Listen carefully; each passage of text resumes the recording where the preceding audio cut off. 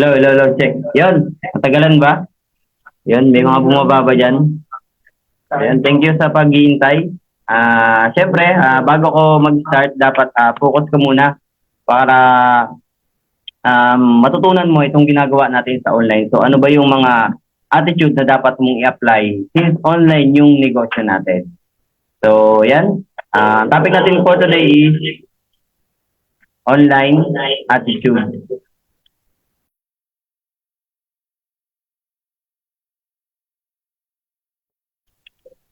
Ayun, syempre, invest on your gadget. Napaka-importante na since online yung ginagawa natin dito sa negosyo natin, kailangan nag-i-invest ka sa gadgets mo. Paunti-unti. Kung wala ka pa man pera ngayon, it's okay. Ang mas maganda niyan, motivation mo yan para hatawin yung negosyo. Kailangan nag-i-invest ka rin sa mga gadgets katulad ng cellphone, ba? Kailangan meron ka rin yan. Then, kung wala ka naman cellphone, computer, di ba? Ano ba yung pangarap mong computer? Kung noon is ang computer mo ngayon, medyo low class pa, so syempre dapat hatawin mo talaga para mabili mo yung pinapangarap mo computer and the same time yung mga gadgets na gusto mo. Yun. Kailangan mag-invest ka dyan. So, saan pa ba sa headset? Ayan, sa mga earbuds. Kasi may pagkakataon na nagpe-present ka, maganda na sana minsan yung deal, sasali na sana yung prospect mo, di ba? Malaking bansa sana, kakakuha ka sana ng malalaking bansa ng mga leaders, di ba? Makaka-invest ka sana. Kaya lang minsan, putol-putol yung sound, di ba? Minsan sa headset mo rin, di ba? Minsan sa signal.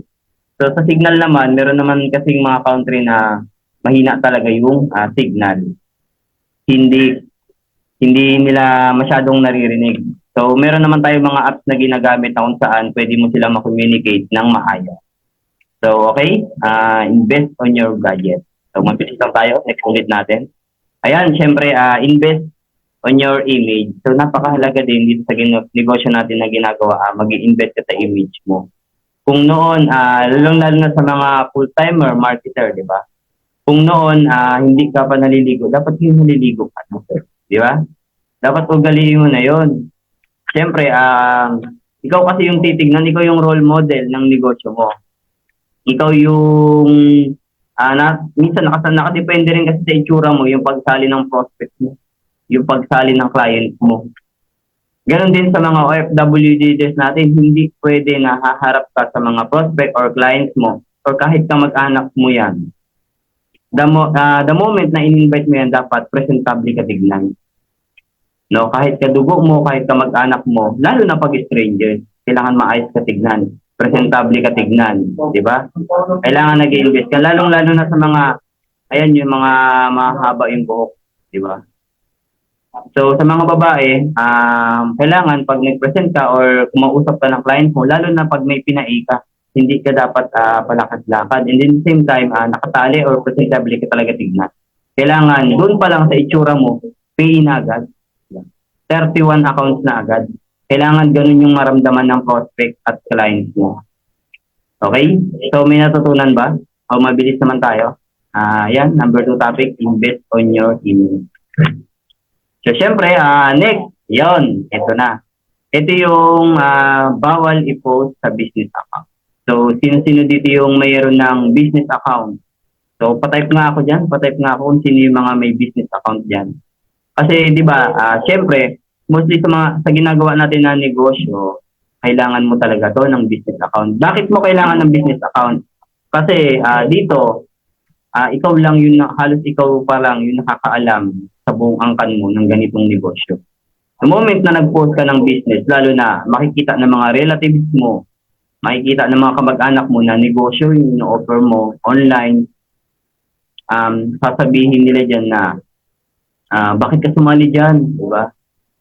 Bakit ka nagpaloko dyan, huwag ka maniwala dyan. Mostly, ganun yung mga sinasabi. Yun. Kailangan gumawa ka nitong business account. So, ano-ano ba yung mga bawal i-post? Since na mayroon ka ng business account, kailangan aware ka din dito. Ito yung mga bawal i-post sa business account. Kasi bakit mo bawal i-post to? Negosyo po yung i-offer mo. Opportunity at pagkakakitaan. Siyempre, yung client mo, kahit anong ganda ng presentation mo, kahit anong pogi or ganda mo, pag in-stock yung Facebook mo, puro kalokohan yung nakikita sa Facebook mo, hindi mo yan makukuha or hindi yan sasali. Diba? Sikat pa naman na content creator and influencer ngayon, di ba? Sa mga nakakilala dyan, no, di ba? Pa-type nga ako dyan, sino ba yun? Hindi ko kasi kilala yun, eh. Hindi ako nanonood nun, eh. Yun, noted daw, Master, sabi ni Master Lin Patia. Yan. Yung mga, yun, sabi ni Master Jason, si Malupiton. Yan. Tapos hindi ka nag-share ng mga ganun. So una, itong mga tulpo, mga balita, di ba? Pag nakita to ng prospect mo or clients mo, ay tsak, magdududa na agad yun. Kasi bakit? Negosyo ba talaga yung in-offer nito? Opportunity ba talaga? Pinagkakakitaan ba talaga yung i-offer nito? Kasi yung nakikita ko sa wall niya is, puro tulpo, yan, puro balita, no? Kinoriente, di ba? Nasaksak, yan, mga ganyan nakikita. Kailangan hindi ka na nagpo-post niyan, yung mga ganyan. Dapat ang makikita sa timeline mo, imbis na mga tulpo or balita, kailangan mga positive. Diba? Yan. Example na lang yung profile ko. Yan. Wala kang makikita kahit anong negative. Since business yung i-offer natin. So ano pa ba? Itong mga movies and drama. Ayan. Sa mga mahilig mag-share ng reel. Yan. Sa mga gustong magparami ng followers. Huwag mo nang hangarin na mabilis dumami yung followers mo. Kasi yung iba ganito nag-share sila ng mga content ng mga influencer na puro kalokohan para lang dumami yung followers nila sa Facebook. Para lang sikat lang sila. Para ganun, di ba? Sinishare nila kasi nakakatuwa, masaya. Pero dapat iwasan mo na yun ngayon. Lalo-lalo na yan, yung mga panonood ng movies and drama, kailangan huwag ka naman nanonood yan. Tanongin mo kung bakit. Bakit hindi mo na kailangan manood niya? Siyempre, ang movies and mga drama, siyempre, singit ko lang, may mga movies naman kasi tayo na meron talagang aral na mapupulot, which is yung movie analysis natin. So, mayroon tayong mga selected movie. Dapat mo lang panoorin. Pero, dapat iwasan mo rin, lalo-lalo na itong drama. Kasi bakit? Yung emotion mo, nagagamit mo lang yan one at a time. Hindi pwede na masaya ka tapos malungkot ka. Para kang baliw nun. So, di ba? Minsan napapanood mo, pag yung teleserye na pinapanood mo, di ba? Pag malungkot, nalulungkot ka rin. Pag nakakaiyak yung pinapanood mo, naiiyak ka na rin. Di ba? Napapansin mo, ganun yung influensya na nadadala ng mga ganyang pinapanood. Oo. Pansinin mo si example, pinakamagandang example, si Malupiton, di ba? Ano yung palagi sinasabi ni Malupiton? Di ba? Yung content creator na yan, di ba? Yung mga ganung words, di ba? Nagagaya mo na rin. So kaya kami, mga upline, mga full-timer, hindi kami nanonood ng mga ganyan. Kasi bakit? Ayaw namin i-adapt yung mga ganong kultura. Pero syempre, lalong-lalo sa mga OFWDs natin, huwag ka na rin manonood. Kailangan ang papanoorin mo na ngayon is na movies and drama, mga training. Kailangan kabisaduhin mo yan. Kasi bakit? Nakakahiya naman, isang buwan ka na. Isang buwan ka nang tinututukan, hindi ka pa rin marunong mag-present. Oo. Kung busy ka sa work mo, okay lang, naintindihan namin. Pero yung offline, gagawin yan lahat, matuto ka. Sino naka-experience, di ba? Pinapagalitan ng offline. Kasi imbis na training yung pinapanood, movie, drama, sinishare pa. Minimension pa yung kaibigan na para makarelate din. Kasi bakit? Minsan yung pinapanood mo, nare-relate mo sa kaibigan mo. Sinishare, tinatag, di ba? Sasali kaya yung mga invite mo pag ganun, yung mga prospect mo. Di ba? Ano pa? Ito, lalong-lalo na to, marami dito eh. Ayan yung yung mga bawal i-post, broken-hearted and emotional. Yan. Alam mo yung mga tipo na yung mga quotation na manluloko si Jay, lahat ng Jay, pangit, lahat ng Jay, basta yung mga negative na ganon, yan, dapat hindi ka na rin magpo-post sa mga ganyan. Di ba? Yung mga tipong yung si A ay para kay M, yan, di ba? Kailangan motivation na i-share mo.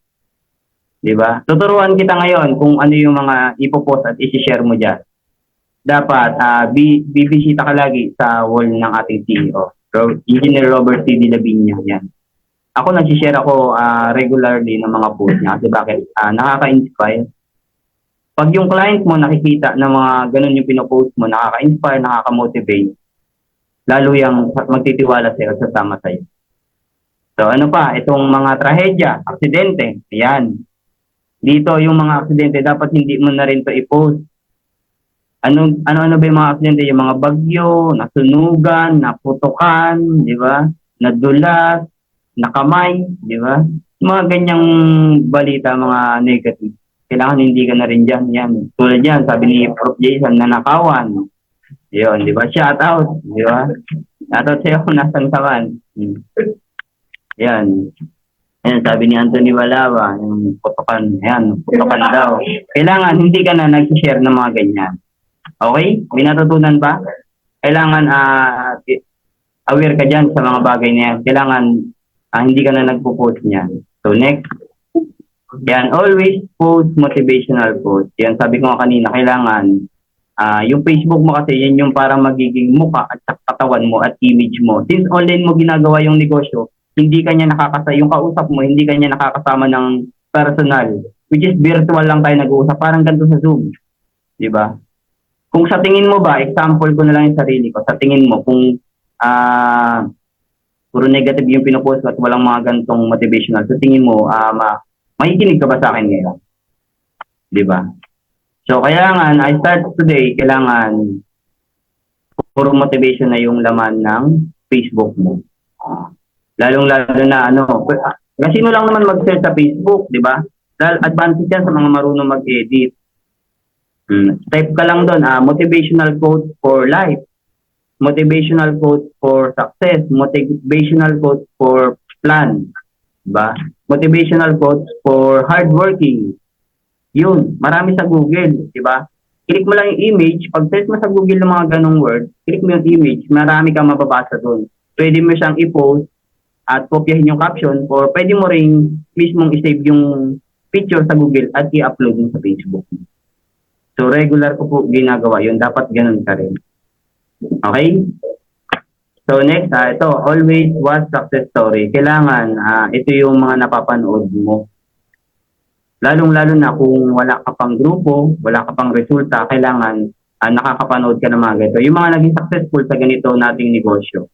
Diba? Kasi sino ba naman sila dati? Yan, katulad niyan ni Coach Margie Regalia. Yun. Dati siyang OFW from Kuwait. So, dapat alam mo yan. Isa sa mga may pinakamalaking grupo dito sa Tao Elevate at nakapag-for good at nakapaglabas ng sariling kotse. Dapat alam mo yan kasi bakit? Yung market mo is international.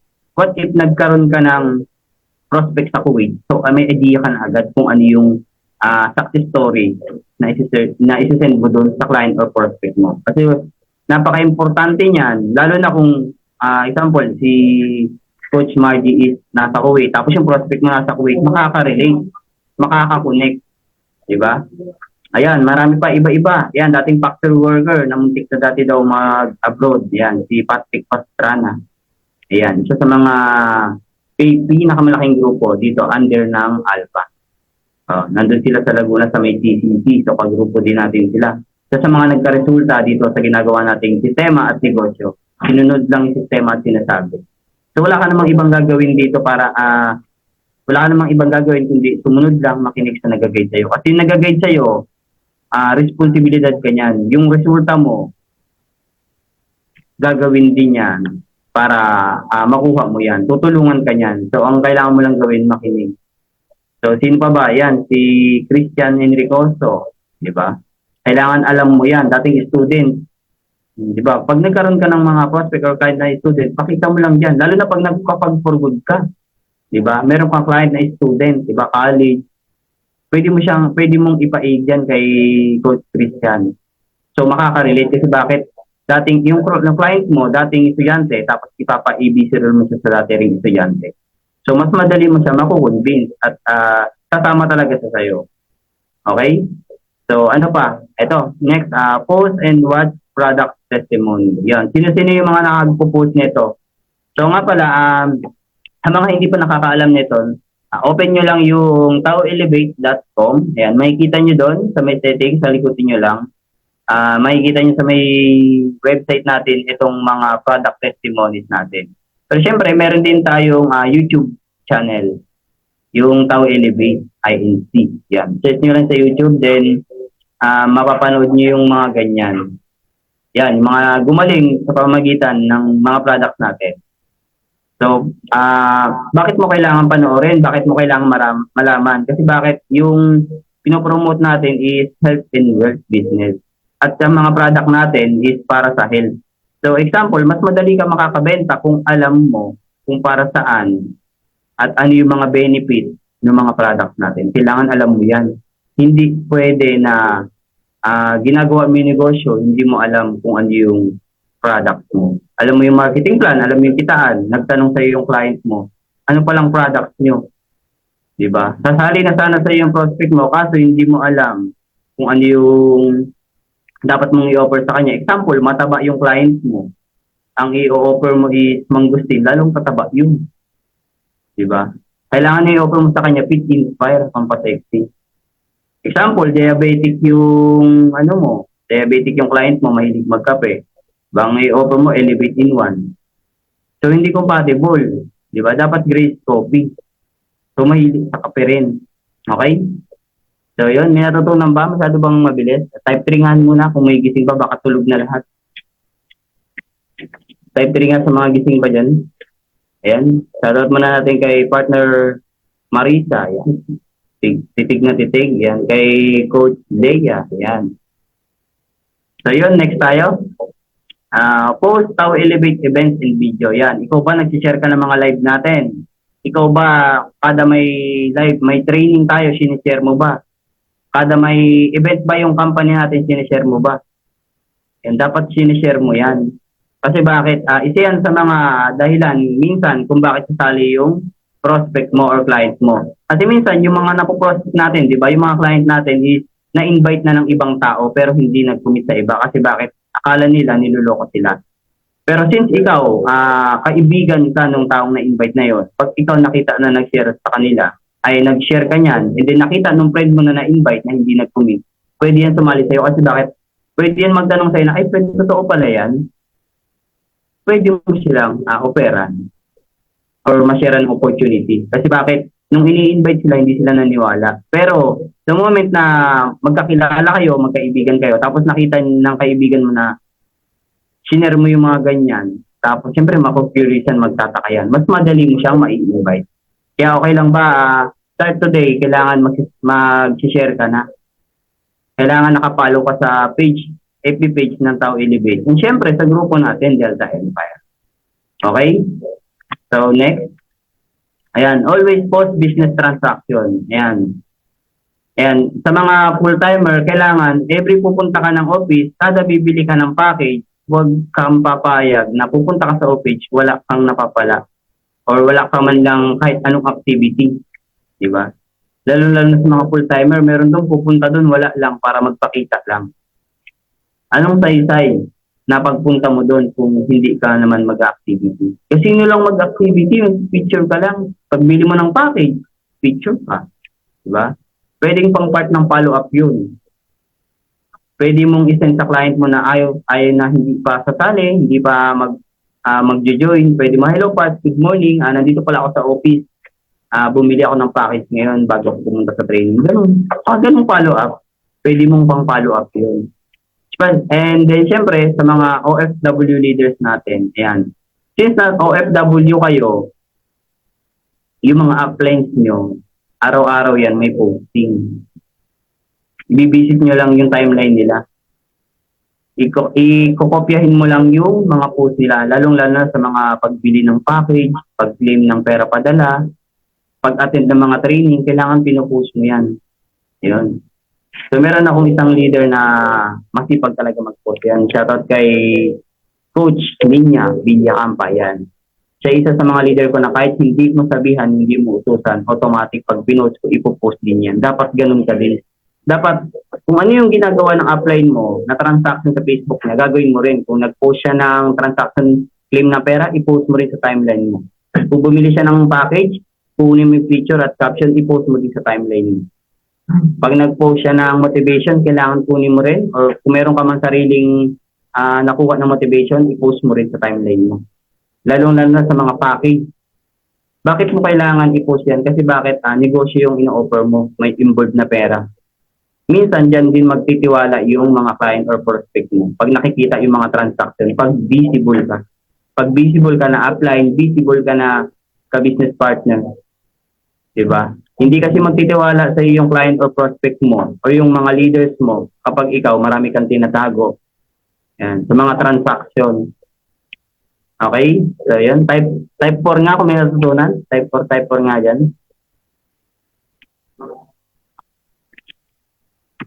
So, next.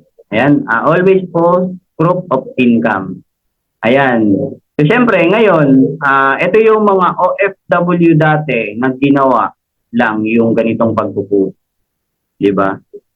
Ano kasi parang power of attraction. Parang, kung ikaw wala pa ngayong ganito kalaking naman yung ETC mo, kailangan i-attract mo muna. Yung mga nagkakaresulta na mga ganito kalalaking income, kailangan ipopost mo muna. Para darating ang time, pag ikaw naman lumaki yung income, ikaw naman yung sumabog ang grupo, ikaw naman yung ipopost dyan. Mm-hmm. Yun, katulad dito ni Coach Bailin Anwar. Diba? Isa sa mga dating nag-attract lang din. Dati rin nakikipost ng ibang mukha, pinopost na may proof na kumikita, may income. Pero ngayon, isa na siya sa mga nakapag-for good under ng Team Alpha. So full-time na niya ginagawa yung negosyo, OFW from Saudi. So ngayon, siya naman, kung dati, hindi niya mukha yung pinopost niya, hindi niya income yung pinopost niya, ngayon, income naman niya yung pinopost. So dapat ganun ka rin. Pag meron kang friend or mga ka-business partner natin na nakita mo nag-post ng mga ganyan na proof of income, di ba, proof of check, kailangan kunin mo din, mag-post ka na. Huwag mo na antayin na pagalitan ka ng upline mo na sasabihin, i-post mo to, i-post mo to. Kasi baka magtalo lang kayo. Yung upline mo, marami yung ginaguide, huwag ka nang pasaway. Kailangan, pag tinuruan ka, isang turo lang. Okay? So, tutok na tutok si partner Jaisel Audrey Rivas. Yan, shoutout sa dyan, partner. So, next. Yan, always be online yun. Tanongin mo sarili mo, lagi ka bang online? Dapat lagi kang online. Ikaw ba yung upline na madaling hanapin? Ikaw ba yung upline na pag ni-location, maglo-location kagad? Di ba? Kailangan lagi kang online. Kasi bakit online yung ginagawa natin negosyo? Hindi pwede na tumatagal ka dito sa negosyo. Hindi ka online, hindi ka makontak, hindi ka matawagan ng leaders or clients mo. Magpapadala na sana 7 accounts, hindi ka makontak. Na-experience, nangyari, nagpadala nga yung client, yung leaders, mali yung spelling. Hindi ka kasi makontak, sinid na lang. Kulang tuloy ng S, kulang tuloy ng A. Sobra tuloy ng yung pangalan ng sa remittance ng U. Di ba? Yung mga ganun. Kaya minsan, imbis na ma-hit mo yung goal mo, nauudlot, hindi nakukuha agad yung pera padala pambili ng package para ma-hit mo yung goal income mo. Kasi bakit? Yung resibo sa remittance naghulog. Sobra yung pangalan, mali yung letter. Kailangan, lagi kang online. Especially sa mga full-timer. Kailangan dapat lagi ka, ikaw yung mabilis kontakin ng mga leaders at upline mo. Ay, ng mga downlines mo. Okay? Ganun din sa mga OFW leaders, lalo pag may leader ka na. Hindi pwede na tumatagal, lalo na kung may leader ka na, ikaw na upline, kahit OFW ka, kailangan madali ka rin kontakin. Kasi yung leaders mo, yung OFW mo, sa'yo titingin yan. Pag ikaw offline din yan. Diba? Yung mga full-timer naman, diba? Pag ikaw din offline din yung mga leaders mo. Di mo napapansin, di ba? Sa GC, di ba? Hindi active. Pag hindi ka active doon, di rin magpaparamdam yan. Karma-karma lang yan. Kaya kung ikaw gusto mo laging online yung mga darating sa yung leaders or upline, ay mga downlines, kailangan sa'yo mismo magmumula. Ikaw yung gagayahin yan. Tandaan mo, yung leaders mo hindi marunong yan. Ikaw ang titignan yan. Yun, tawa ng tawa si Master Leia, yun, baka nakaka-relate. Di ba? So next, ito, always do the basic. And 5 fingers of net network marketing. So, hindi na naman napalitan ito. Network na naman nakalagay. So, okay lang yan. Gaano kahalaga yung basic? Ayan. Ito yung 5 fingers of network marketing. Ito yung, kumbaga, hininga. Ito yung breadth ng negosyo mo. Pag hindi mo ito nagagawa, patay yung negosyo mo. Wala po dito sa negosyo natin na ginagawa, wala po dito na sumali na titigan lang. Wala po dito sumali na nagkabungguan lang. Kailangan nagagawa mo to. Hindi sinabi ditong 4, hindi sinabing 3, hindi sinabing 2, hindi sinabing 1. 5 yung sinasabi. Kailangan araw-araw mo to nagagawa. Yan, prospecting, and number 1, prospecting. So, syempre, sa pagpa-prospecting, meron tayong mga way paano mag-prospect. Meron tayong app, merong OPPO. Diba? Type mo nga dyan kung meron kang application na OPPO. Type mo nga, meron akong OPPO. Yan. Yun yung mga app na pwede mong gamitin sa pagpo-prospect at mai-transfer mo sa Facebook. Ano ba? Sa Facebook, siyempre, since nasa Facebook natin yung negosyo na ginagawa. Example na lang, kukuha tayo dito ng isang pangalan. Example, si Master Jenny B. So, isa-search mo lang doon sa search bar ng Facebook, Jenny B at Qatar. Lahat ng Jenny B sa Qatar lalabas doon. So, syempre, bago mo i-add friends yung client na gusto mong prospectin or ma-invite, kailangan tignan mo muna yung Facebook. Ganun po sa pagpo-prospect, hindi pwede na bara-bara lang. Hindi pwede na nag-prospect ka lang, add ka lang ng add. Hindi po pwede pag ganun. Law-gaw ka pag ganun. Kailangan meron kang specific target. Example, gusto mong maka-invite ng Canada. Kailangan, ang search mo, Jenny B at Canada. So, lahat ng Jenny B na pangalan na nasa Canada, lalabas doon. So, siyempre, i-stock mo din yung Facebook kung active. Baka mamaya, patay na pala yung may-ari ng Facebook. Ina-add mo pa. Pini-PM mo pa. Diba? So, siyempre, the moment na meron ka ng prospect, in-accept ka na. So, dito na papasok yung inviting. Sa pag-i-invite, meron tayong tinatawag na direct and indirect approach. So, paano ba yung direct approach? Ito yung pag-accept sa'yo, i-chat mo agad hi. Pag nag-send, automatic calling, invite mo na agad. Ganun po ang direct.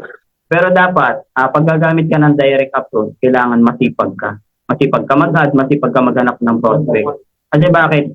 Sa direct approach, nakadepende sa alam mo, sa learnings mo, sa knowledge mo, yung percentage na mapapasali mo sila. Pag gumamit ka ng direct approach, kailangan ready ka sa objection, sa presentation, sa closing, at saka sa mindsetting. Kailangan magaling ka dyan. Ganun pag direct approach. Wala nang paligoy-ligoy. Ano naman yung isang way para mag-invite? Ito yung tinatawag natin na direct approach. Indirect approach. Ito yung ginagamitan ng form. Yung form, yung F stands for family, then O, occupation, R, recreation, and M, message. Example, pag hi, siyempre, magre-reply yung client mo, hello. So, siyempre, tatanungin mo siya yung family niya. Pero dapat meron ka diyang tinatawag natin na may segue or pasakalye. Paano mo malalaman yung family at occupation niya? Kasi bakit kailangan mo ang isa lang sa hint na ginagawa ko, kailangan alam mo yung meron siyang problema. Kailangan mahanap mo yung problema niya. Para papasok yung message. Sa message naman, dyan muna siya pepresenta. So sa presentation, pwede kang gumamit ng ABC rule. So, ikaw yung bridge. Si advisor mo yung upline. Yung C, yung client mo. Ibig sabihin, ikaw yung magiging tulay para magkakilala yung upline mo at saka yung prospect mo. Kasi hindi ka pa marunong mag-present. Mahiyain ka pa or hindi mo talaga inaaral yung presentation. Inaasa mo lang sa upline. So, may mga ganong case. Minsan inaasa na lang nila ng inaasa. Pero dapat okay lang naman magpa-ABC role kasi bakit busy ka sa work, diba? Busy ka sa trabaho, pagod ka na minsan. Pero dapat wag mong patagalin na hindi ka marunong mag-present. Kasi bakit minsan may mga client ka na hindi makikinig sa upline mo kasi ikaw yung naka-invite, sa'yo talaga makikinig, sa'yo sasama. minsan i-ano kanila eh, kumbaga testingin kanila kung alam mo ba talaga yung opportunity na sinishare mo sa kanila. So may ganun. So ABC rule, gamit ka nito. Mas powerful to. Lalo-lalo na pag OFW ka marunong ka mag-present.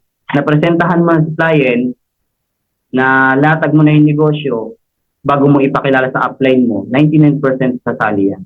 Diyan nakasalali sa pag-ABC rule. So ikaw yung magiging bridge, gagalingan mo as a bridge. Kailangan nandoon yung tinatawag natin na tee-up. Kailangan na-tee-up mo ng maayos yung upline mo. Hindi pwede na mag-tee-up ka na lalamyak-lamyak ka. Kailangan meron kang diin, meron kang buwelo, di ba? Meron kang tamang execution para ipakilala si client mo kay upline mo. Pag nagawa mo ng maayos yung ABC rule, 99% ako magsabi sasali ang client or prospect mo. Kasi bakit? Nakasalali kasi yan din sa ABC rule, yung pakikinig. Oo. Pag maganda yung ABC rule mo, nagawa mo ng tama yan, makikinig yung client mo, kapapasali mo yan. Sasama sa'yo yan, magtitiwala sa'yo. Pero pag hindi mo nagagawa itong manang maayos yung ABC rule, basta mo na lang ipakilala, i-add call si upline, mawawala. Minsan kasi nandun nakasalalay din yung respect ng client mo. So, syempre, sunod ng diyan mo na pepresentahan yan pag napakilala mo na. Sunod na yun yung closing. Nga pala, dagdag ko lang, pag nagpa-ABC rule ka, gagawin mo lang, pag akyat ng upline mo, kailangan, good morning ka muna, hello, diba? Ito pala si ano, tapos mag-mute ka na. Hayaan mo yung upline mo at yung client mo mag-usap. Huwag kang sabat ng sabat. Kasi bakit yung upline mo, hindi yan makakabuelo pag maingay, pag nadidistract. Okay? So, syempre, sunod, dahil pinapresenta na, ginatagan, papasok na yung closing. So, sa pagko-close, madali lang naman yan. Isa lang yung pinaparealize ko dyan sa closing. Tips lang, bakit mo kailangan gawin yung negosyo? Kailangan meron kang vision and saka mission. Yun. Kailangan mapaunawa mo lang sa client mo yun. Mas madali mo sa maikuklose pag ganun. Ano yung bagay na pwede niyang makuha pag ginawa niya yung negosyo? At ano yung problema na masolusyonan niya pag inumpisahan yung negosyo? Ganun lang ako mag-close. Simple lang.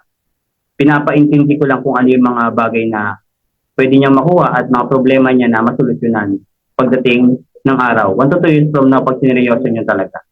Diba? Simple lang. Tapos, siyempre, follow up. Yun, sabi ko nga kanina, sa pagpa-follow up, once na yan, nagbigay na sa closing, nagbigay na ng commitment date kung kailan magpapadala, siyempre, kailangan napapa-follow up mo din yan. So, paano ba follow up? Kailangan ba araw-araw mo tatanungin kung kailan magpapadala? Pag ganun ka mag-follow up, lalayasan or aalis, mawawala yung client or prospect mo na positive mo sana. Kailangan, sa part ng follow-up, kailangan na papapasok mo siya sa training. Part din po ng follow-up yun. Follow-up and keeping. Hindi pwede na yung client mo, yung prospect mo, nag-commit na yan sa'yo, magpapadala na, nagsabi na mag-join, ipapollow up mo lang kung kailan nasa magpapadala. Diba? Kakapasok pa lang ng buwan, January 1, sabi katapos na magpapadala, January 1 kayo nag-usap. January 30 mo lang i-communicate. Dapat hindi lang sa pag-follow up. Dapat araw-araw, continuous communication dapat yung ginagawa mo. Kailangan natuturuan mo din yung client prospect mo. Kasi bakit? Gaano kahalaga natuturuan mo? The moment na natututo, paunti-unti yung client or prospect mo or yung leaders mo, mas lalo magiging seryoso yan sa negosyo na ginagawa. Part din po ng follow-up yun. And syempre, yung kanina, tulad sabi ko nga, pag pumunta ka ng office, mag-selfie ka sa harap, no? Kapalan mo yung mukha mo kasi wala pong kumita dito na mahihain. Mag-selfie ka doon, pakita mo, hello Pars, good morning, and ito pala ako sa office, attend ako ng NLO ngayon, di ba? Attend ka rin mamaya, send ko sa'yo yung link. Ganong follow-up dapat. Yung iba kasi pinapollow up kung ano-ano sinisend, di ba? Kung ano-anong mga picture, saka mga video yung sinisend. Diba? Sisendan pa ng kalokohan. Diba? Iwas na po sa ganun, ha? Ang goal natin is matuto yung leaders mo. Matuto yung mga bago mong member. Kasi pag hindi yan natuto, kahit gaano pa, kahit sabi natin mag-31 accounts yan, Pag hindi yan natuto, aalis pa rin yan sa'yo, mawawala pa rin yan. Sayang yung potential lang sa leader. Kailangan natuturuan mo sila. Part din ng follow-up. Yan, mag-send ka ng mga transaction mo. Part din ng punang follow-up yan. I-add mo siya sa GC, welcome mo. Diba? At least araw-araw siya nare-remind na mayroon pala siyang kasama dito, hindi siya nag-iisa. I-add mo siya sa GC, wag mo bang salohin ha. Baka iba na po yung ginagawa nyo. Baka iba, sino dito yung mga mga leaders or client or prospect na hindi pina-welcome pero nag-iisa. Lahat naman pina-welcome. Lahat naman pina-welcome. So, syempre, maging active ka dun sa, sa GC mo. Okay? So, next. Ayan, masyado ato May natutunan ba? Type 5 ka muna. Type 5. Tingnan natin kung may gising pa. Ayan. Type 5. Ayan, Focus na focus si ating host, Master Ben. Shoutout kay Master Dexter. Ayan, palingon-lingon. Ayan, kay Jonas na taas. Ayan, next, follow your coach, mentor. Ayan, kailangan lagi kang nakasunod dun sa nag-guide sa'yo. Sa upline mo, sa mentor mo, sa coach mo, or kung sino man yung nag-guide sa'yo. Bago man yan o luma, the moment na nauna yan sa'yo, sa negosyo, makinig ka. Kasi bakit? Lalo na pag-upline mo, walang ituturo yan na para ikabagsak mo or para magkamalit ka. Kailangan, never estimate your upline. Oo. Kasi bakit? Meron niyang alam na hindi mo alam. Meron niyang galing na hindi mo galing. Lalong-lalo na nauna yan sa negosyo. Kailangan dapat follow ka lang. Always ka lang makinig, always ka lang sumunod. Kasi bakit? Pag kumita ka, kikita din yung upline mo. Tingin mo, turuan ka ng upline mo para hindi ka kumita. Sa tingin mo, kikita kayo pareho. Baka hindi na kayo magkita-kita. Oo. Diba? Ganun po yun. Kailangan always follow mo yung upline mo. Yan, natatawa ko si partner Jenny Gargan yan. Shoutout sa agent partner. Yan, nakatingin po ako sa mukha mo. Yan, okay. Next, support your coach in their post. Yan, ikaw ba yung leader lagi nakasupport? Lagi naka-heart? Diba? Lagi naka-share? Kailangan lagi ganun ka. Kasi pag ganun ka na upline, ganun ka na leader, ako magsasabi sa iyo, yung leader mo ganun din sa iyo. Lahat na makukuha mong direct, lahat na makukuha mong invite, kung ikaw masipag ka mag-share, masipag ka mag-post, lahat ng direct mo, gagayahin ka niyan, mahiya yan sa iyo eh. Oo. Kaya sabi ko nga kanina, yung mga leaders mo, mga direct mo, mga prospect mo, client mo, hindi yan marunong. Paano yan matuto kung pares kayo di marunong? Sinasabihan ka ng apply mo mag-post, hindi ka nagpo-post. Iba pinopost mo. Di ba? Si Diwata pinopost mo. Grabe ba? Diba? Kailangan lagi ka din nagko-comment. Diba? Nag-post yung upline mo na another great day, diba? Bumili na naman yung Team Delta na 50 package, diba? Isang bulto. Kailangan comment sa congratulations, diba? Congratulations sa team. O kaya mas maganda, i-save yung picture, i-post mo rin sa timeline mo. Diba? Makikita kasi ng ng client mo, ng prospect mo. O mapansin niya, ito pala yung grupo nila. Ito pala yung grupo na sasamahan ko. Ang dami pala nila dito. Diba? Yung mga ganun. So, syempre, kailangan lagi kang naka-heart react. Naka-like, huwag angry. Okay lang tumawa kung nakakatawa yung post ng apply mo. Minsan kasi may nag-joke ako, minsan nagpo-post din ako ng mga joke. Huwag mo angrihan. Baka mamaya, pinagalitan ka lang ng apply mo. Tinorek ka lang konti. Kasi kung ano yung pinagpo-post mo, lahat ng post ng apply mo, inangrihan mo na. Diba? Galit ka na sa apply mo, blinak mo pa. Saka mo lang i-unblock pag may kailangan ka. Diba? Dapat hindi ganun. Meron akong kilala nang bablock po. Pag nagalit, pinagalitan, nagtampo, binablock yung apply. Pinabukasan niya unblock. Okay na ulit, diba? Yan, tawa ng tawa si partner, alam mo na kung sino ka, kumakain ka. Ayan, always participate in chat room activities. So, gaano importante na nagpa-participate ka dito? So, siyempre, sabi ko nga, the more na ikaw active sa GC, ikaw lagi nakikita doon, pagmumukha mo lagi, pangalan mo lagi nagpa-pop up, lalong-lalo kung may leaders ka, magiging active yung leaders mo. Gaya-gaya lang yan. Pag ikaw hindi ka active, hindi rin active, karma-karma lang po. Di ba? Meron tayong kanya-kanyang GC. Ayan. Meron sa amin, Elevate of Engineer International. So, isa sa mga malulupit ng mga leaders dito. Then, syempre, ayan, yung Delta Empire. Ayan, shoutout sa mga full-timer sa Delta Empire. Nagbagsak na yung upline mo ng schedule, ng meeting, ng training. So, mood ka, hindi ka nagka-copy. Ganun din po sa mga OFW. Diba? Nagbabagsak na yung upline, yung coach, hindi ka ano man lang yung saglit lang i-type, hindi naman kakain ng 10 seconds yung copy po. Noted po. Diba? Mood ka lang. Kaya akala tuloy ng mga leaders mo na invite mo na sana, pinasok mo doon sa loob, walang tao doon. Hindi. Yung mga leaders mo kasi mahihain yan, lalo-lalo na pag bagong welcome, halos ayaw niya makipag-usap sa GC. Ganun ka rin naman nung bago, di ba, nahiya ka rin. Pero since matagal ka na, kailangan, ikaw lagi yung nakikita dyan. Ikaw, magmumukha mo lagi, lalong-lalo na sa mga training, kailangan nag-screen capture ka. Hindi ko naman sinabi na panay-panay. Example, sa NLO, mag-screen capture ka lang every topic. Example, doubt and fear, capture mo, send mo sa GC. Pag pasok ng kabilang topic, attitude, screen capture mo ulit, send mo ulit sa GC. Kaya minsan wala ka kasing ma-send doon kasi hindi ka uma-attend. Nanonood ka ng drama, nasa YouTube ka, nasa Reels ka, oras ng training. Hindi ka tuloy active sa GC nyo. Diba? Kaya yung mga invites mo, tumatalon. Tapos ngayon, minsan nahahabulin mo pag tumalon. Saka mo pa tuturuan pag tumalon. Saka mo pa tuturuan pag nawala na lang gana yung downlines mo, hindi mo kasi na-update. Hindi mo tinuruan mag-active kasi ikaw hindi ka active sa GC. Diba? So next, be productive during time. Ayan. Yun. Unahin natin yung mga full-timer. Ikaw ba? May daily routine ka na? May sinusundan ka na ba na daily routine? Kailangan sa paghataw, meron ka pong daily routine. Meron kang goal. Ayan. Meron kang nakalagay ito, vision. Kailangan meron kang target.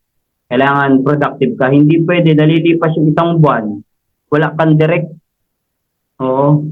Kasi kahit sabihin mong gaano ka kasipag, isang buwan, wala kang direct, isang tao. Parang wala kang ginawa. Walang pinag-iba yun sa walang ginawa.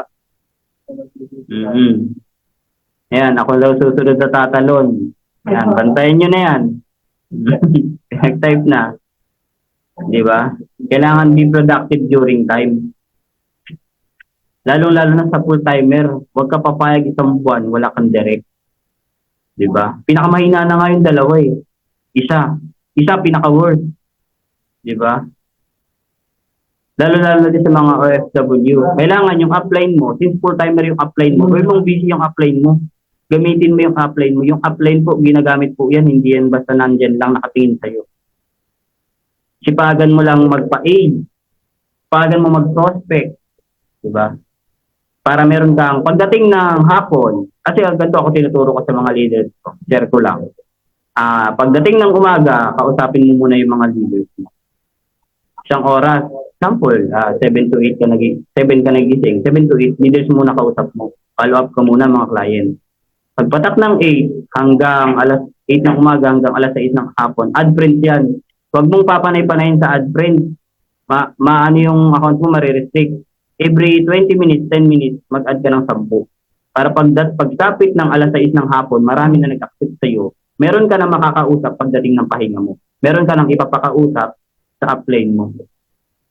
Diba? Be productive during time. Huwag mo sayangin yung oras mo. Diba? Pag nagpapahinga ka, gasino lang magpahinga ka sa gilid, nakaupo ka, nag-cellphone ka. Hindi kasi minsan, kung ano yung pinapanood. Diba? Sa tingin mo, magkakaroon ka ng direct pag gano'n. Lalaki pa ba yung grupo mo pag gano'n ka? Siyempre hindi. Malabo yun. So next. Ayan, proper time management. Ayan, sabi ko kanina, kailangan dapat meron kang daily routine na sinusundan.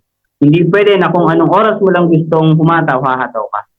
Kailangan meron kang specific na time para humataw, para kumausap, para mag-add friends. Katulad sa akin, basta ako pag natapat ako sa PC, pag wala akong kausap, nagpo-post ako. Pag sapit ng alas 12, hindi na ako mag-add friends yan. Mag-add friends mo, pasulpot-sulpot lang. Tapos lahat ng online, sa account ko, pinag-chat ko yan. Kaya nga meron ako minsan na prospect na-prospect ko na noon, na-chat ko pa ulit ngayon. Oo. May ganun. Kailangan, meron kang time management. Kailangan ma-management. Na-maximize mo ba yung oras mo? Hindi kasi pwede nalilipas yung isang araw, wala kang nagawa. Tanungin mo yung sarili mo ngayon, yung ngayon, tanungin mo yung sarili mo ngayon, kung satisfied ka ba sa ginawa mo kahapon. Diba? Nagamit mo ba ng maayos yung oras mo kahapon? Na-maximize mo ba? Diba? Lalong-lalo na sa mga full-timer, yung puyat, pag tinulog mo, wala na yan. Pero yung leader mo, yung prospect mo, yung client mo, pag na-prospect yan ng iba, iba-block ka na yan. Iiyak ka tuloy ngayon, sasabihin mo sa upline mo, tumalon, talon. Diba? Ayan o. Titig na titig si partner Jeremy. Shoutout sa dyan, part. Yan, talaga nakikinig si partner. So yun nga, sabi ko kanina, kailangan meron kang proper time management. Lalong-lalo sa mga OFW, kailangan meron ka din ito. Meron kang daily routine. Yun nga, sabi ko kanina, tinuturo ko sa leaders ko. Pagkagising mo, isang oras, leaders mo muna kausap mo. Habang nag-aalmusal ka, habang nagluluto, habang nagpe-prepare ka ng sarili mo, update mo lahat ng leaders mo.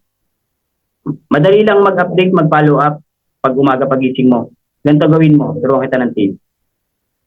Yung leaders, yung client mo, yung prospect mo, iba may name yan. May conversation kayo. I-click mo yung nickname, yung name niya, lagyan mo ng isang emoji. Lahat ng leaders at prospect mo, pare-parehas, lagyan mo ng emoji sa unahan. Para pagdating ng umaga, alam mo yung ipa-follow up mo. Search mo lang doon sa may chat, sa messenger. Sample, heart yung unahan. Pag type mo ng heart, lahat ng leaders mo lalabas na may nickname na heart. Mapa-follow up mo ngayon sila ng maayos. Kailangan hindi ka namimili. Kailangan ipa-follow up mo lahat. Okay? So yun, dapat pagdating ng isang oras na nakausap mo sila or kung ano man yung routine mo, bago dumating yung oras ng pahinga mo, kailangan nagawa mo yung add friends, prospecting. Para pagdating ng oras ng pahinga mo, break time mo sa hapon, meron ka naman invite. Pagdating ng gabi at libre ka na talaga, meron kang mapapakausap, meron kang mapapa-A.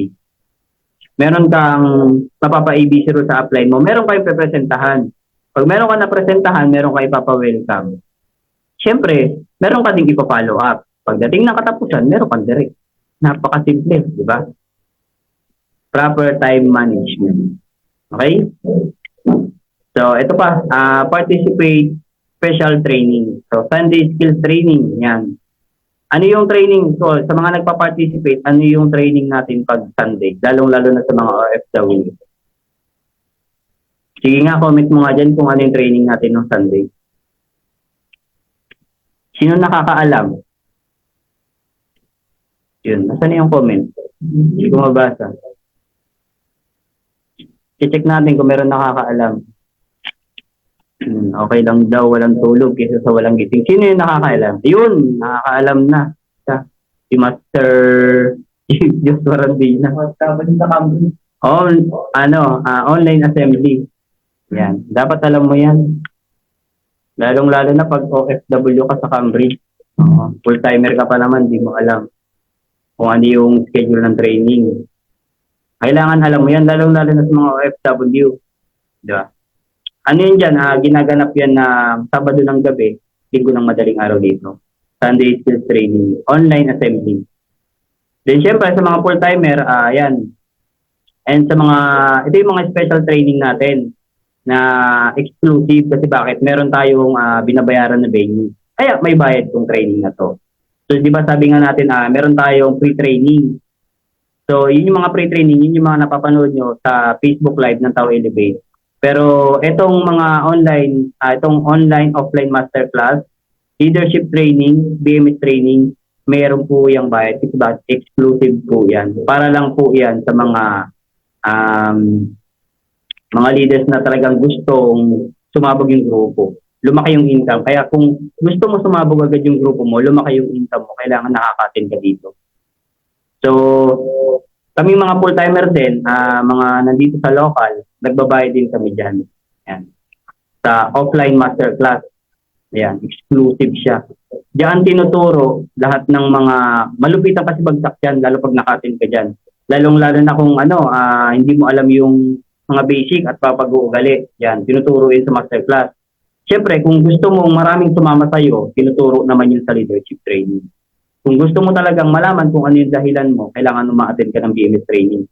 Dapat mamaya, pagtapos nito, tanong mo yung upline mo, paano umattend sa mga ganong training? Kung gusto mo talaga lumaking grupo mo. Kailangan nakaka-attend ka dito, kailangan alam mo to. So, ito naman sa mga special training naman to, itong Sunday Skills Training, weekly to ginagawa every Sunday. Itong online, offline masterclass, leadership training, BMS training, once a month lang po yan. Kaya wag na wag mong palalagpasin. Lilipas yung isang buwan, hindi ka nakaka-attend dyan. Diyan lang kasi nakadepende kung lalaking grupo mo. The more na ma-attend ka dyan, and then, sample, umattend ka ngayon. Next month, 2 na yung ma-attend sa'yo dyan. May kasama ka na. Next month, 4 na kayo. Diyan, mag-uumpisa lalaking grupo mo pag napapa-attend mo sila sa ganyang training. Masterclass, leadership, tsaka BMS. So dyan, malulupit yung bagsakan dyan. So marami dito ng mga OFW leaders, lalong-lalo sa mga members at sa mga nag-i-elite na hindi sila pwedeng umabsent dyan. Kasi pag umabsent sila dyan sa training yan, hindi sila ma-awardan o ma-recognize. Kasi part po yan ng natin, yung tinatawag na, ano ba to? Machinery. Yan kasi yung machinery na kung saan pag pinasok ka dyan, paglabas mo, malupit ka na. So kung gusto mo maging malupit, attend ka dyan. Tanong ka sa upline mo kung paano. Okay? So yun lang. Ayan, tapos na po ako. I hope meron kayong natutunan. Pero syempre, singit ko lang yung Delta weekly training. So every Thursday in the morning po. Ganito oras. Diba? Ganito yung oras ng ating training sa Delta, special training. So, iba-iba yung mga speaker dito. Kaya, suggest ko sa'yo, huwag kang mamimili ng speaker. Kasi bakit? Meron niyang kanya-kanyang galing. Meron niyang mga binabagsak na, example, sa 7 speaker, 5 speaker, lahat yan na-adapt mo. Mas malupit ka ngayon. Kaya, dapat lagi kang present sa mga ganitong training. Okay? So, yun lang. Wala na ko ibang sabihin. I hope meron ka natutunan. And syempre, lagi kong sabihin na kailangan galingan mo palagi. Siyempre, humayo ka at magpakayaman. So yun lang. Thank you so much and back to home.